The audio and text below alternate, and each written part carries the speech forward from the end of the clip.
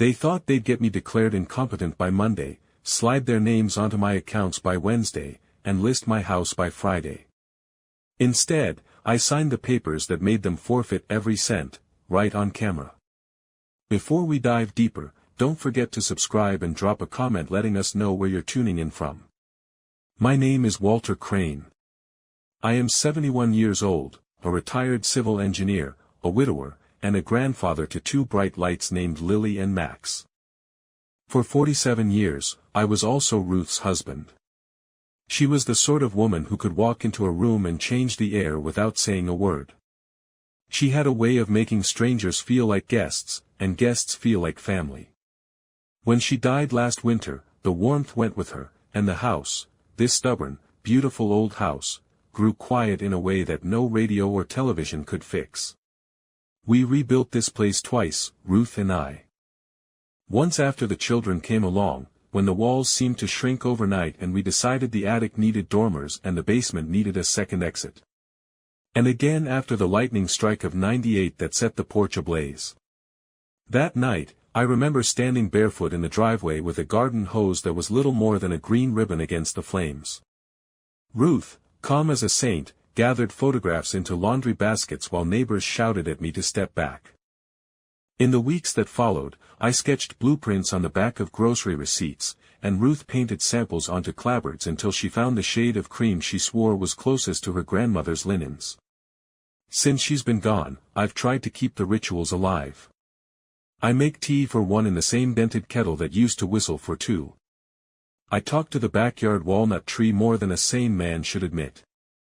Ruth once claimed its roots held secrets of every family that had lived here before us, and sometimes I half believe her.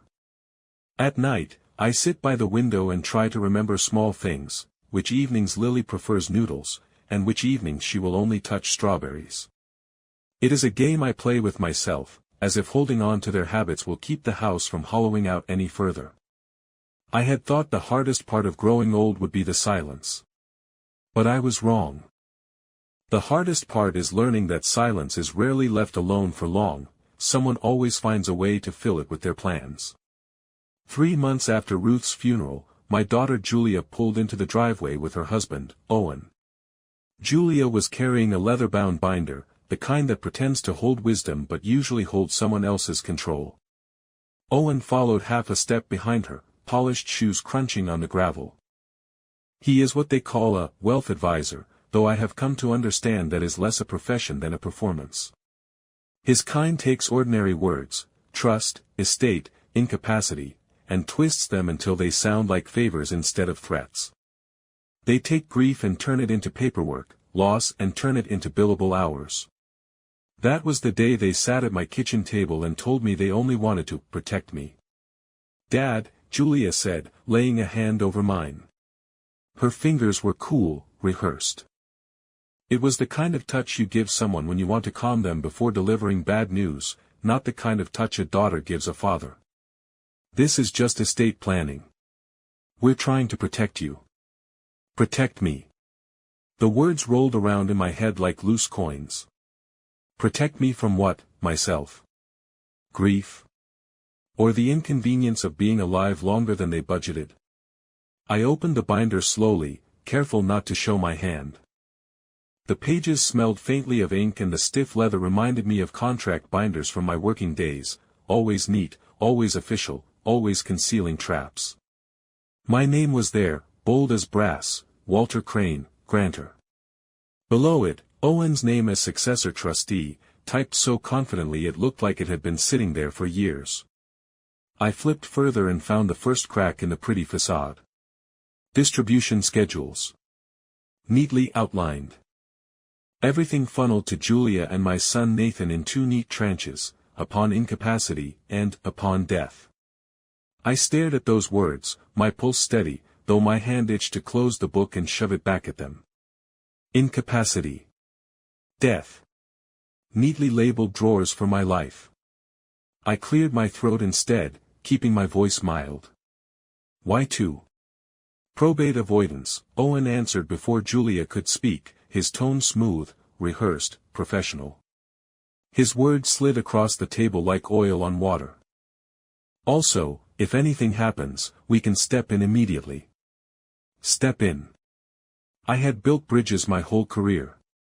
I knew the language of weight, of supports, of cracks that led to collapse. That phrase, step in, wasn't support. It was intrusion. Step in how? I asked, tilting my head as if I were only curious. Owen leaned back in his chair, steepling his fingers. He was the kind of man who thought that gesture made him look wise. Routine stuff, he said. Access your IRA, coordinate your required minimum distributions, make sure the house is maintained. While I'm alive. My voice stayed even, but inside I could feel the heat crawling up the back of my neck. He smiled then, the kind of smile people give toddlers when they mispronounce a big word. You'd be surprised how quickly people your age decline, Walt. For a second, Julia shifted uncomfortably. I caught the flicker of doubt in her eyes, but she said nothing. I, meanwhile, stared at Owen. I knew men like him. I had seen them in boardrooms, smoothing numbers with the ease of a hand wiping chalk from a blackboard, men who smiled while planning to take something they had not earned. I let silence hang in the room. Silence makes people nervous, it forces them to reveal themselves. In that pause, Owen adjusted his tie. Julia's fingers drummed lightly on the table before she caught herself. Protect me. Step in. Decline. I tasted each word like poison on the rim of a glass. They thought I would drink it down without complaint. But I am Walter Crane. I built bridges strong enough to carry thousands, and I know exactly when a structure is being undermined. I rested my hand on the binder for a moment, then closed it with deliberate care. Papers like these, you had to treat them the way you treat explosives, steady hands, no sudden moves. Tell me something, Owen, I said, leaning back just enough to look casual. In this step in immediately scenario of yours, what exactly would you be doing that I could not do myself? He flashed that salesman's smile again. It's not about what you can't do, Walt. It's about efficiency. Less red tape. Say your utilities need paying, or your investments need rebalancing, or the property taxes come due while you're in the hospital. With this in place, Julia and I could handle it without delay. Julia nodded, though her eyes darted toward me, searching for approval the way she did when she was a girl showing me a school project. I gave her nothing. And how long, I asked, would this step in power last? Until I was back on my feet, or longer? Owen didn't hesitate. Until death, of course. Continuity is key. I let that settle in the room, heavy as concrete. Julia shifted again, fingers tapping nervously against the table's edge. I remembered that habit from her teenage years, when she'd tap the steering wheel during arguments, always faster when she was lying. Interesting, I said, keeping my voice smooth. So you're telling me, if I tripped over the walnut tree's root tomorrow and broke my leg, you'd have the authority to take my accounts, adjust my investments, even sell the house if you decided it was necessary maintenance. He chuckled. Well, that's a dramatic way to put it, but yes, technically, that could be arranged. That was when the shape of the trap became clear. They weren't asking to protect me. They were asking to replace me while I was still breathing. I did not tell him I still ran 5 miles every other morning, rain or shine, on joints that creaked but never gave way. I did not tell him my mind could still run circles around a budget hearing, parsing numbers faster than he could spin jargon. I did not tell him that, while he smiled and painted his pretty picture of continuity, my thumb slid across my phone, unlocking the screen, and quietly started recording. I smiled back at him. Well, it's good to know my family is so prepared. He mistook my politeness for surrender. That mistake would cost him later. 2 nights later, I was sitting in my den with the old lamp on, its light casting an orange pool across the rug Ruth had chosen years ago. I had been staring at that pool of light for almost an hour, my thoughts restless and looping like birds circling a tree they refused to leave. That was when I heard the soft shuffle of socks against wood. Lily appeared in the doorway, her small frame haloed by the hallway glow, clutching a book to her chest. Her socks were mismatched, pink stripes on one foot, purple dots on the other. Ruth used to say mismatched socks were the sign of a good imagination. "Grandpa," she whispered, climbing onto the arm of my chair. "Mom says we might move here soon." The word slid into me like a cold knife. I blinked. "Move here? What for?" She shrugged, her expression serious in a way no 7-year-old should look. "She said we'll keep my toys in your room so you do not get confused." Confused. That word rang in my skull. Ruth's laugh used to fill this room. She'd tease me for misplacing my glasses, though more often than not she had set them down absent-mindedly. But, confused? That was not me. Not yet. And the fact that Julia was planting that word in Lily's mind, well, that was almost worse than the forged signature. I tucked the throw blanket around Lily, kissed the top of her head. "Grandpa doesn't confuse easy, pumpkin. You let me worry about the rooms." She nodded, satisfied, and padded off toward the stairs. I sat frozen, my hands pressed to my knees, staring at the orange light on the rug. And then, like it often does in quiet moments, the past surged up.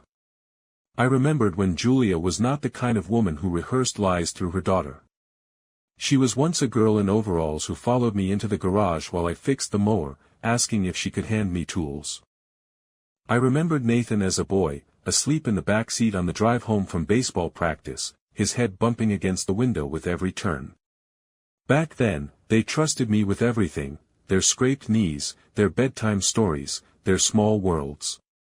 It used to be simple. We ate dinner at the same table every night. Ruth would make spaghetti and warn me not to let Julia put too much cheese on her plate. I would sneak Nathan an extra piece of garlic bread when Ruth wasn't looking. When bills came in the mail, the children saw them as nothing more than folded paper. They had no idea what it meant to keep the lights on, to balance work and love, to stand firm so they could live soft. Now here I was, decades later, watching my daughter maneuver me like I was an obstacle in her way rather than the man who had carried her piggyback to bed. Watching my granddaughter repeat lines fed to her like bedtime rhymes. That night, I barely slept. Grief and anger braided together in my chest. I wanted to believe Julia was just misguided, too easily influenced by Owen's smooth talk. But part of me knew better. Ruth used to say people's true selves don't appear when they struggle, they appear when they see an opportunity. Maybe Julia's opportunity was me. By morning, I had made up my mind. I drove to the bank Ruth and I had chosen in 1977, the same one where we had stood young and full of plans, filling out paperwork for a house we thought was bigger than we'd ever need. The branch manager had once been a teller there, a nervous kid who blushed whenever Ruth complimented his tie. Now his hair was gray, but his eyes were sharp. He pulled up my accounts, printed the records, and slid the paper toward me without a word. There it was, in neat black type, a rejected transfer request from my IRA to a new account in the name of Whitfield Family Trust. Owen's last name. My name scrawled beneath it in loops that were wrong, slanted like a stranger's hand. Who submitted this? I asked quietly. He hesitated, throat tight. A courier.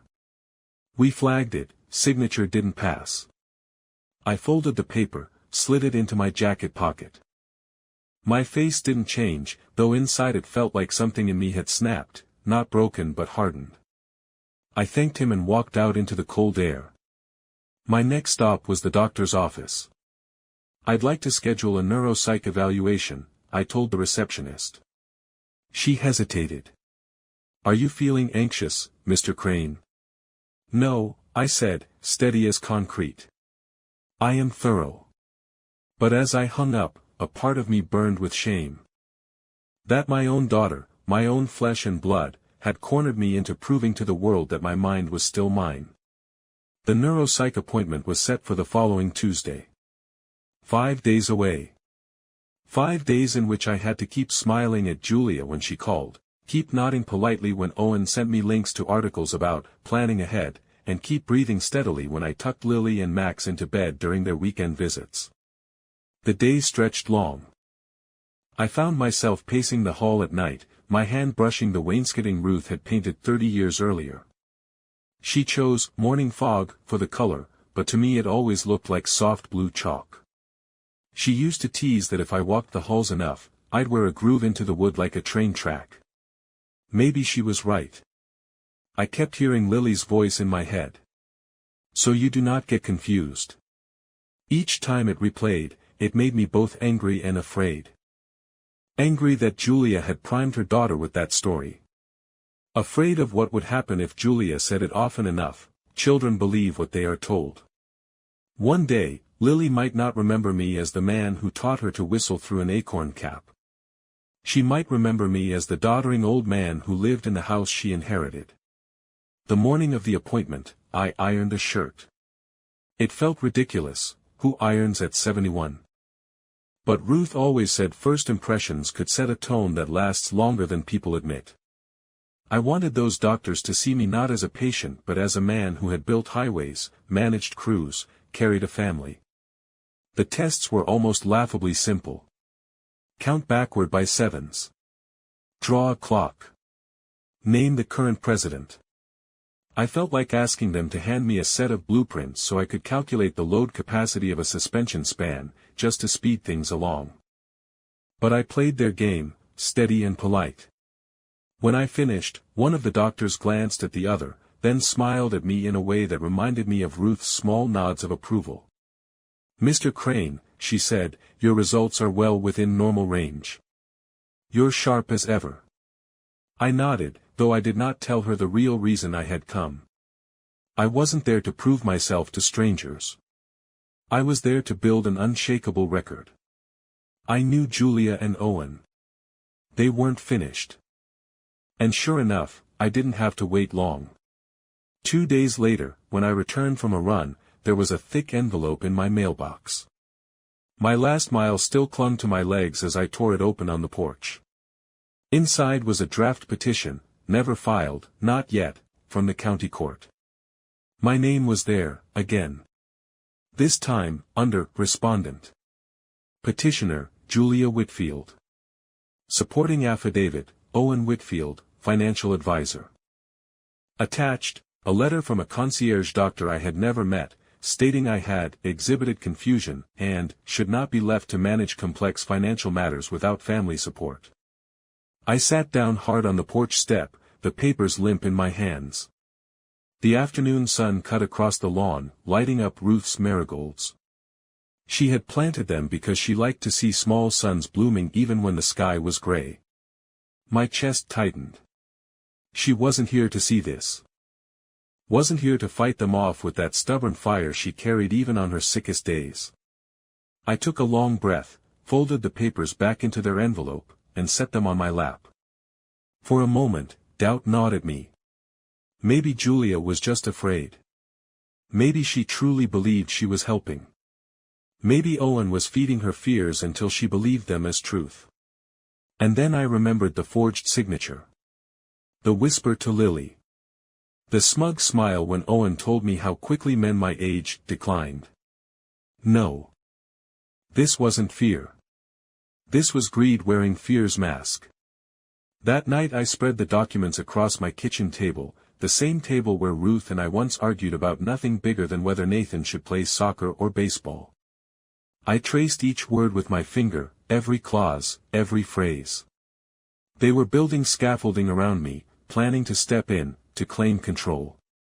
They thought the bridge was already cracking. The next morning, I walked into the office of an attorney named Alvarez. Young, sharp-eyed, and steady as bedrock. She listened as I laid everything out, the forged signature, the draft petition, the whispers to Lily. She didn't interrupt. Didn't flinch. When I finished, she tapped her pen against her notebook and said only this. You have options. And you have leverage. I sat back in the chair, the weight in my chest shifting for the first time in weeks. I wasn't just defending myself anymore. I was planning. Alvarez's office was in an old brick building downtown, the kind where the floors creaked and the windows rattled faintly when buses passed. I liked it instantly. You can tell a lot about a person by where they choose to work. Her place wasn't glossy, wasn't showy. It was solid. She couldn't have been much older than Julia, maybe late 30s.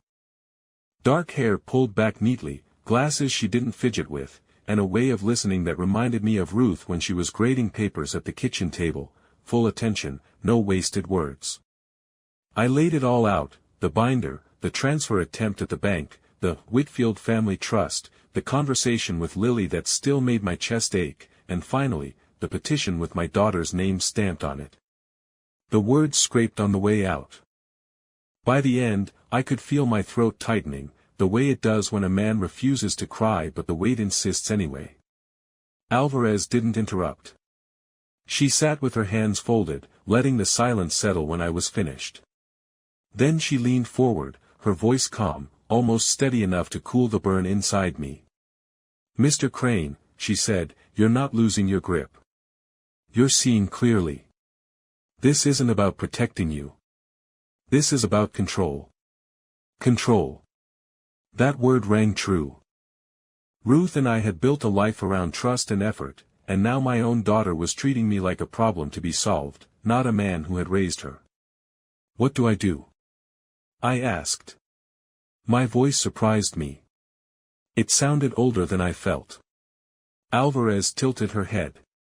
"First, you stop thinking of yourself as the one cornered. You're not. They think you're vulnerable, but what you actually are is prepared. You still have your mind, your memory, your records. You've caught them in lies. That gives you strength." I looked down at my hands, at the veins rising under the skin. These were the hands that had held Ruth's through labor, hammered nails into beams, carried children, written checks, signed diplomas.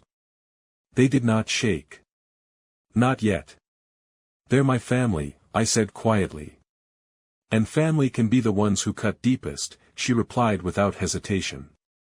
"But family can also be the reason you fight harder." Her words landed like steel in my gut. She wasn't just giving me a plan. She was reminding me of something I had almost forgotten. I wasn't just defending myself. I was defending Lily and Max's memory of me, defending Ruth's name, defending the life we had built together from being turned into a ledger. She slid a blank pad of paper toward me. "Tell me everything you want to protect," she said. "Not the accounts. Not the numbers. The things that matter." And for the first time since Ruth's funeral, I felt myself exhale. I spoke her name aloud. I spoke of the house we had rebuilt twice, the marigolds by the mailbox, the walnut tree, the photo album stacked in the den. I spoke of Lily's laugh and Max's obsession with toy trucks. I spoke of Sunday dinners, Ruth's lemon cake, and the promise we made when we bought this house that it would always, always be a place of safety. Alvarez didn't write down every word, but she didn't have to. She was recording something else, the fire in me that had flickered low these past months. When I finally stood to leave, she shook my hand firmly. "You've been building bridges your whole life, Mr. Crane. This time, we'll build one that leaves the people trying to sabotage it standing on thin air." Walking out of that office, I felt lighter than I had in weeks. Not because the problem was gone, but because I finally realized I wasn't powerless. They had underestimated me. And that mistake was going to cost them. I didn't go straight home after Alvarez's office. Instead, I drove aimlessly through streets I hadn't seen in years. Past the diner Ruth and I used to sneak off to when the kids were small, past the ball fields where I used to shout myself hoarse while Nathan struck out or got walked or, on rare shining days, hit a double into the gap. Nathan. He had been quiet through all of this. Too quiet. Julia was front and center, Owen pulling the strings, but Nathan. Nathan had always been different. As a boy, he never fought for the last cookie, never pushed for the bigger slice of cake. He had Ruth's soft heart, though sometimes I feared he also had her tendency to retreat when things got ugly. Was his silence a shield for me, or was it complicity? That question gnawed at me as I turned down his street. His house looked tired, the paint peeling on the trim, the lawn patchy in places. His car sat crooked in the driveway, one tire half deflated. I knew money had been tight for him, though he never asked for help outright. Ruth used to slip cash into his coat pockets during visits. I'd scold her, but she'd just smile and say, "He's not as strong as you, Walter. Don't make him beg." I parked a little way down, walked up slowly. He answered the door in an old t-shirt, the kind with a faded logo from some charity run. His hair was thinning at the temples, his eyes tired, but when he saw me, he tried a smile. "Dad. Wasn't expecting you. Thought I'd drop by." My voice sounded calm, casual. Inside, my heart was running figures like a machine. Did he know about the petition? Did he sign his name on something behind my back? He stepped aside, and I walked into the living room. The place was cluttered, not messy, just lived in. Max's toy trucks were lined up on the coffee table like they were waiting for inspection. Lily's drawings taped to the fridge glowed in marker and crayon. Family life in all its ordinary chaos. We sat. He offered me coffee, and I accepted. The silence stretched until I finally said, "Julia's been involved in some planning lately." His shoulders shifted uneasily. "Yeah. She mentioned it. Wants to make sure things are, smooth." "Smooth," I repeated, tasting the word. "And what do you think of that?" He didn't answer right away. Instead, he stared into his mug, swirling it as though the coffee might reveal something if he looked hard enough. Finally, he sighed. "Dad, I don't like it. Feels like they're rushing you. You're not old like that. You're still sharp." His voice faltered. "But Julia, she's insistent. And Owen, well, he makes it sound like it's all normal. He says if we don't set things up now, we'll regret it." There it was, the crack in the wall. He wasn't orchestrating. He was being carried along, half asleep, half afraid. "Did you sign anything?" I asked, keeping my tone light, though my chest tightened waiting for the answer. He looked up quickly, shaking his head. No. No, I wouldn't. Julia wanted me to, but I told her not without knowing exactly what it meant. I figured, you'd tell me when you were ready. For the first time in weeks, my shoulders eased a little. He wasn't in on it. He was caught in their net but hadn't tangled himself yet. "Good," I said, leaning back. "That's good." He rubbed his forehead. "I hate the fighting, Dad. Julia's always been the strong one. I go along to keep the peace." I studied him then, really studied him. My son, a man of 43, still carrying the same weight he carried as a boy, the weight of avoiding conflict, the weight of never being quite enough beside his louder sister. "You've got to stop going along, Nathan," I said quietly. "Sometimes keeping the peace just means letting someone else start a war." He blinked at me, then gave a slow nod. For the first time, I saw a flicker of resolve in him, small but real. As I drove home later, I felt both relief and sadness. Relief that Nathan wasn't plotting against me. Sadness that he was still too passive to stand beside me without being pushed. But that was fine. I didn't need him to fight this battle. I only needed him not to be standing in my way when I set the trap. And oh, the trap was coming. After the visit with Nathan, I drove home with a strange calm in my chest. For weeks I had felt like prey, the old stag surrounded by wolves waiting for him to stumble. But now I knew which wolf had teeth and which one just howled along. Julia and Owen thought they had the board set. They thought I would shuffle when they told me to shuffle, sign where they told me to sign, nod when they told me I was declining. But bridges are strongest when they look simple. And I'd spent my life hiding strength inside simplicity. I began quietly. First, I pulled out Ruth's old camcorder from the hall closet, the one we had used to film school plays and birthday candles. It was dusty, the battery long dead, but I ordered a new charger online and within days, it hummed back to life. Modern phones could record too, of course, but there was something about the old camera, the way it looked, the way it sat in the room like a witness with its one unblinking eye. Second, I started keeping a notebook. Not just a list of what Julia and Owen said, but how they said it. The pauses. The glances. The way Julia's fingers tapped when she was uneasy. The way Owen always steepled his hands right before dropping something sly. Ruth used to tell me that memory alone is a slippery thing, but written words carry weight. Third, I began leaving my phone face down on the table during conversations with Julia. Not to record this time, just to see if Owen would notice. He always did. He'd grow cautious, careful with his words. That told me what I already suspected, he was aware enough of his game to fear being caught. The final step came from Alvarez. She had said, "They think you're weak. So let them. Play along. Give them the rope." So I did. When Julia called one evening and said, "Dad, Owen and I want to come by this weekend to talk through the paperwork again," I didn't resist. I said warmly, "Of course, sweetheart. Why don't we make a brunch of it?" She was caught off guard by how easily I agreed. I could hear it in the pause. Brunch? Well, sure. That sounds nice. Good, I said.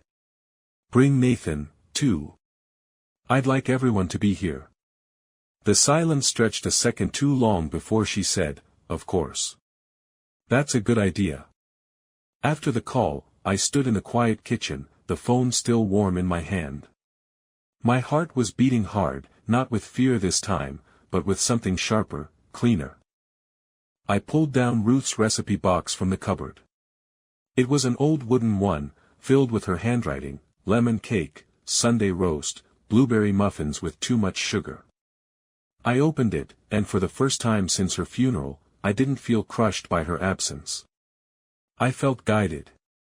She always loved gatherings, always believed in bringing everything into the light. This brunch would be no different. But it would not be the brunch Julia expected. The morning of the brunch, I woke earlier than usual. The house felt expectant, as if the walls themselves knew something was coming. I boiled water for tea, the kettle shrieking into the empty kitchen.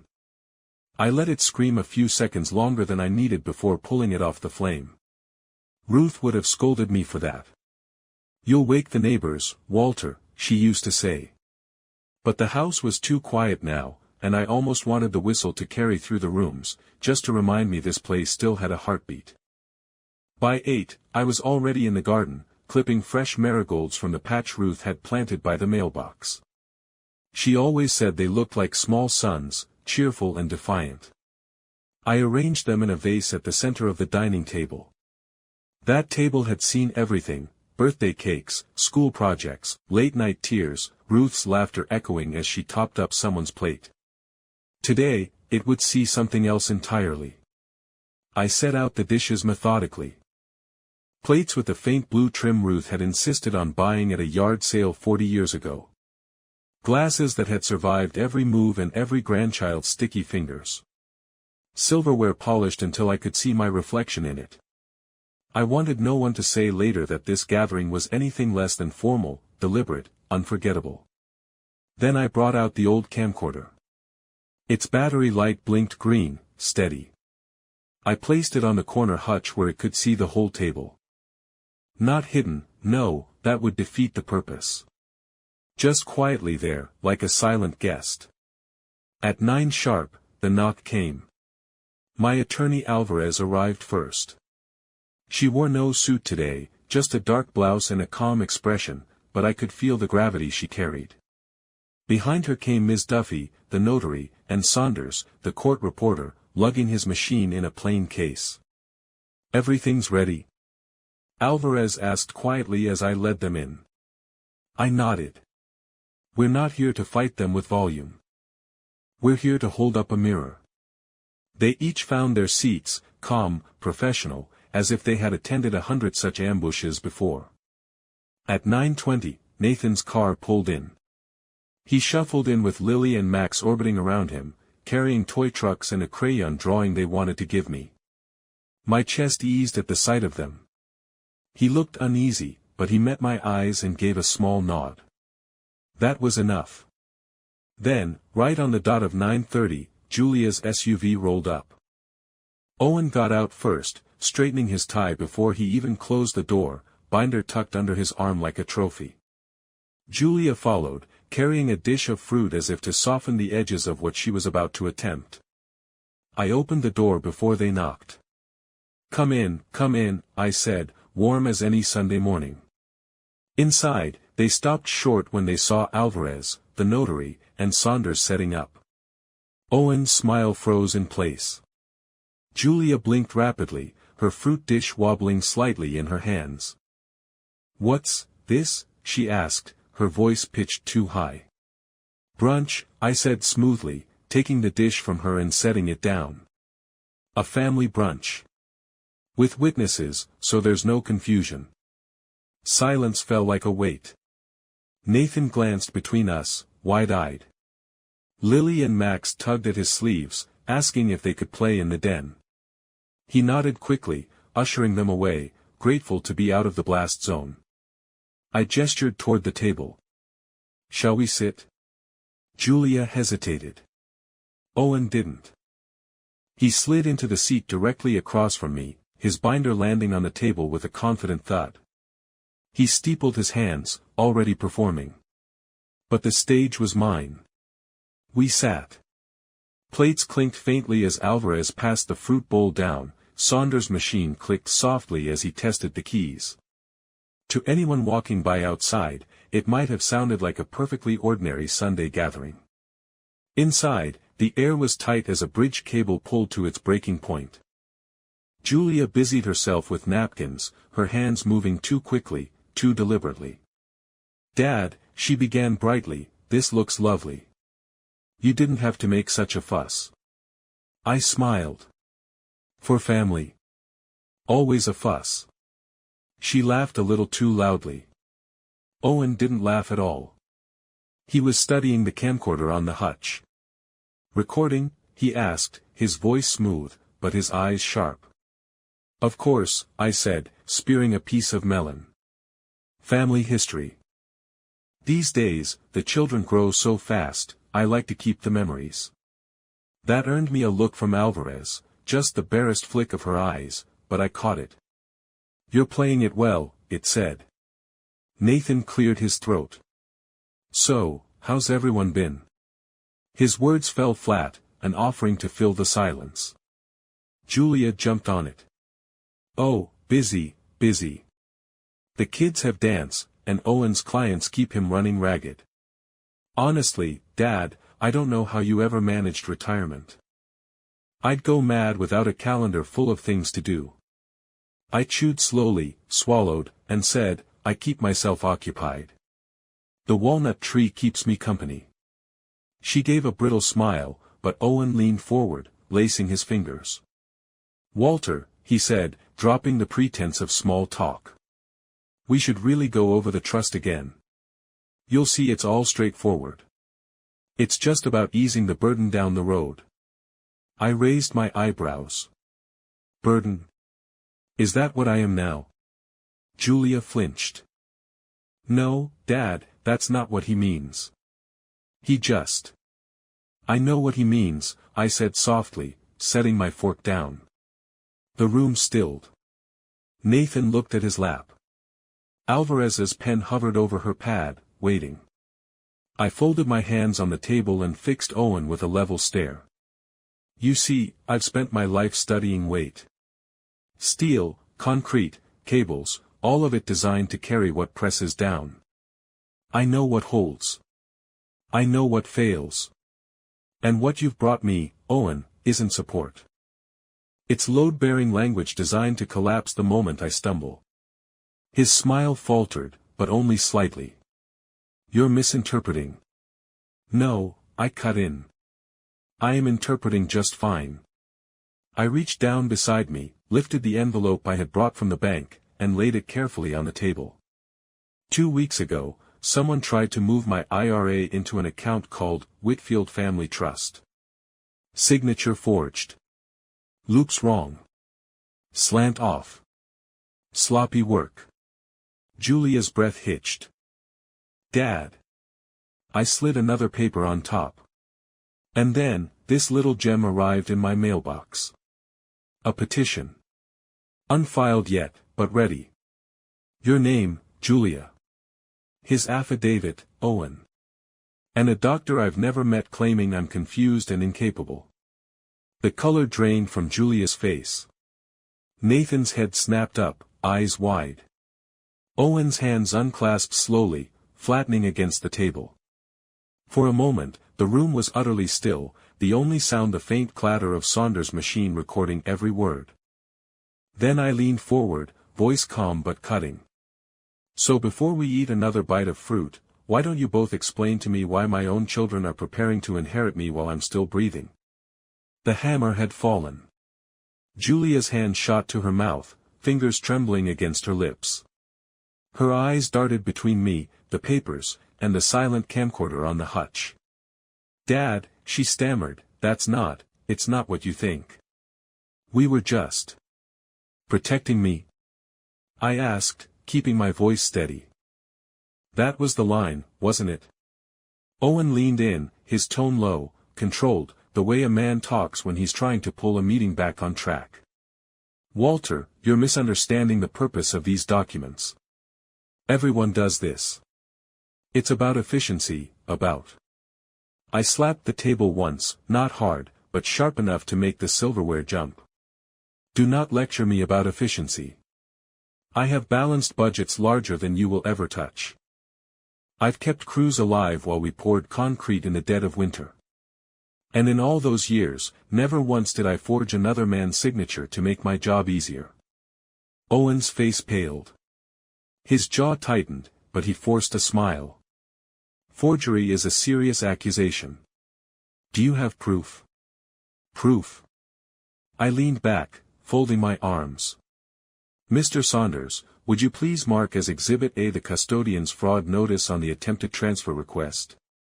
The court reporter tapped it into his record. Alvarez, silent until now, slid the document closer to Owen with the efficiency of a blade finding its mark. Julia's face crumpled. Owen, you said it was just paperwork. You said. I said it was standard, he snapped, his mask slipping. I said it would make things smoother for everyone, including your father. Nathan slammed his hand down. Not hard, but loud enough to stop us all cold. Enough. His voice shook, but his eyes were fixed on his brother-in-law with something I hadn't seen in years, steel. I didn't sign a damn thing because I knew this was wrong. And now I see just how wrong it was. Julia's head whipped toward him. Nathan. No, he cut her off. You went too far, Julia. You dragged me along, but I didn't know about this. I didn't know about Lily. You told her he'd get confused. You don't use kids for this. Her eyes brimmed with tears, but for once, she had no words. I let the silence hang for a long moment. Then I reached down and pulled out another folder, laying it on the table with the care of a man setting down dynamite. This, I said, sliding it open, is what happens when you try to bury me alive. First came the deed, the house already moved into the Ruth Crane Trust, my name secured for life. Then the education trust for Lily and Max, untouchable, funds locked for school and emergencies only. And last, the will. A no-contest clause with teeth sharp enough to strip a wolf bare. Alvarez spoke for the first time, her voice crisp. Any challenge to this plan by a beneficiary results in forfeiture of their entire share. $1, and nothing more. The balance goes to the trust and to 2 scholarships in Mrs. Crane's name. Julia's tears spilled. Dad, please. I didn't mean. You didn't mean to get caught, I said quietly. But you did.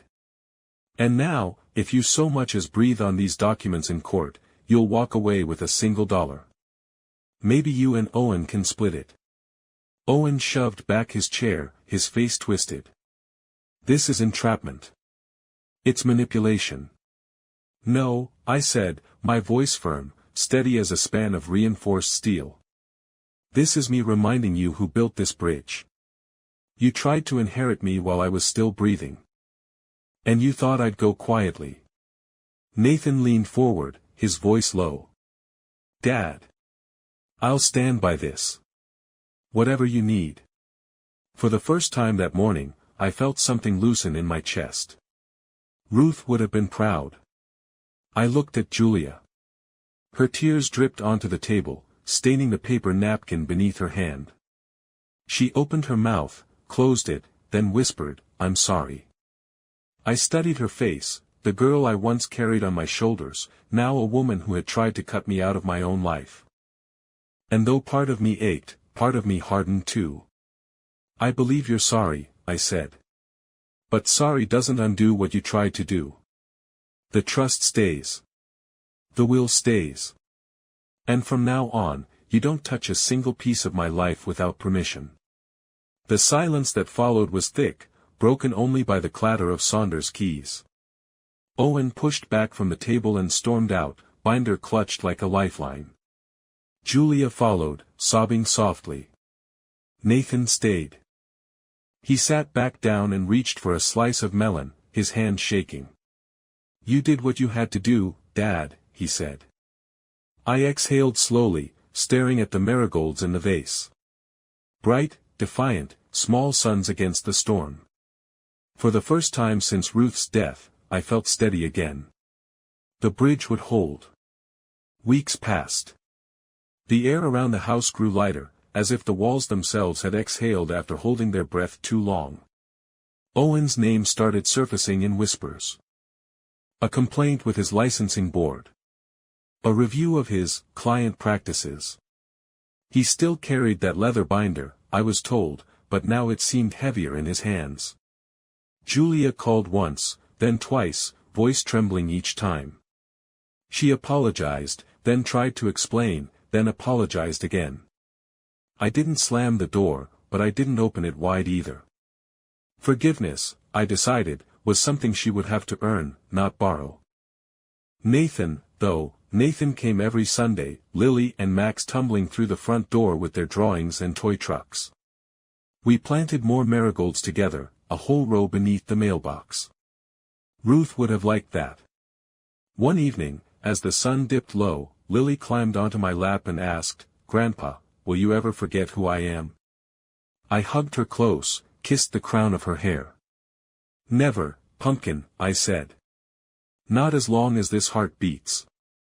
And in that moment, with the walnut tree casting long shadows across the yard, I felt Ruth beside me, not in grief this time, but in peace. The bridge had held. And it would carry the people who mattered safely across. Hello everyone, and thank you for watching. I truly hope you enjoyed listening to this story as much as I enjoyed creating it. If you did, please consider liking the video and subscribing to the channel to help support the creation of more stories like this. Have a great day or evening.